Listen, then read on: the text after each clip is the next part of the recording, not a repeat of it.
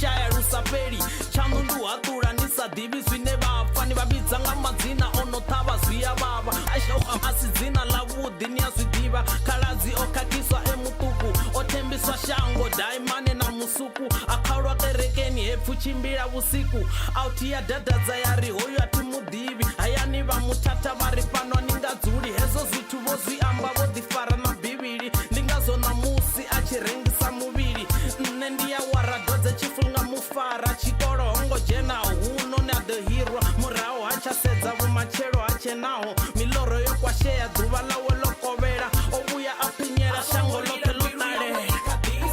vasongolira mbilu yavo ikadirwa asongolira mbilu yawe ikadirwa namwasichivavatenda mbilu ikadirwa asongolira mbilu yawe ikadirwa vasongolira mbilu yavo ikadirwa asongolira mbilu yawe ikadirwa namwasichivavatenda mbilu ikadirwa.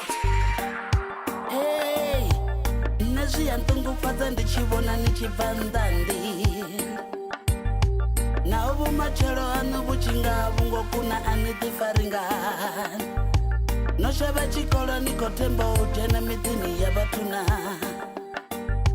vapepi vanu avadzigoni vaumbula mbilu yanga iya vava ndichivona vatukana vachitamba ngazipanga vamwe veseleni volindela la usenga mubebi haedheli zvimuhuvadza mbiluni hatodi udivona ogwadama mavidhani vaswafunze yani ribvelele vuchiloni nikunde vusiwana rifanevo chikomani rote riringane husichava na zwililo mitodziyo rotesa richiruza vachivalo chipinga chakale husatuva na mulalo vana vachikolo vorilwela vasaopi sedzani vugevenga hodhalesa roli vapi ngapala hukorengiselwa vana zvidzivadzi mishumo yo raloho ya bhora neandazi mawe ndikolira ava vatwa vapfesesi shango lingasilala ralindaleka divusa udzula zvikotusa lingedzanu vana vutu imagine everyday nichilalela luvondo nisina na bhondo ngenonowe chikolira vana vameya